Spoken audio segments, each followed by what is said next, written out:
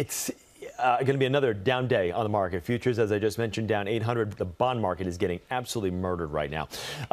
Let's talk about what this means for the average American out there. We've got over 70 million people that do have 401ks.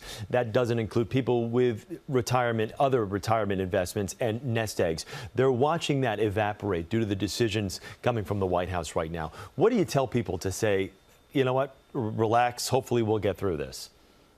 Well, I think it really depends on the age of the individual. For our younger Americans, we're letting them know this, although a scary moment, seeing the market go down can be a good thing because you can't access your 401k until age 59 and a half without taxes and penalties. So they have a longer investment horizon.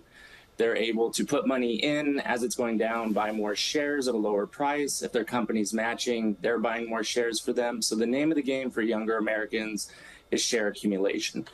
If you're approaching retirement or in retirement, you may want to look to get more conservative inside of your 401k so we don't have another 2008 situation happen where people saw their 401ks get cut in half. Right now, you're seeing basically in the last, I want to say the last 5 days here, you're looking at about a 7,500 to 8,000 point drop in the market right now, as we're going to probably sink below 37,000 today with the way things are starting right now. Some people, I guess, can look at the flip side and be like, okay, this is a good time to get in. But for a majority of Americans who are of, like you mentioned, that age where they're really going to count on this retirement fund, will there be enough time? Fed Chairman Jerome Powell just said yesterday things will moderate at some point, but this could now take at least a year, potentially 2 years. Yeah, so I think for the older Americans or those approaching retirement, this is where working with a professional really is key, because I know for our clients, we were already making adjustments to get more conservative for them so they weren't seeing as big of a downturn in case markets were to turn. So I think getting a little bit more conservative inside of those retirement accounts might be a good idea if you're approaching retirement or in retirement.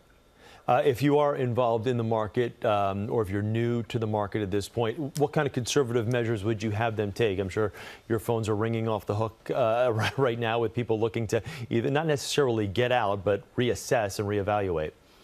Yeah, time in the market is more important than timing the market. So for younger people, just continuing to save, put money in the markets. For our more experienced in age clients, we have already started risking off. So that way they can count on those funds that are already there, the wealth that they've built. Who are the folks that are at most risk right now, do you think? I think older Americans approaching retirement, because like you said, if it takes time for the market to correct 1 or 2 years, do they have that time? Were they planning on working longer? So for our older Americans, I would kind of look to get more conservative or talk to your advisor and make sure that you are in the right positions. When you're talking about like buying products right now, because we're going to see prices, especially, I'm just going to use this as an example, toys. I just saw a report on a cable network a few moments ago about owner of a toy store pays $26,000 a year in tariff prices. Because of the tariffs that have now been increased on China, because he gets a bulk of toys from China, his now price tag goes up to $328,000. Now, he's got to pay that out of pocket, even though we keep saying and keep hearing from all of these administration officials that these other countries are going to pay it. That's not necessarily the case. So if you've got to go out and buy something, okay, from an individual, like an iPhone or sneakers, all those prices are going to go up. What do you recommend? Go out and buy in bulk right now, or sit back and just save more money for this stuff? Yeah, from the advisory perspective, I would have the person say, do I really need this? If it's a big ticket item, if it's a car and you don't really need it, I don't know that I would spend the cash. I might save that and then deploy that later. But if it is something you really need, you might want to get going on it. Yeah.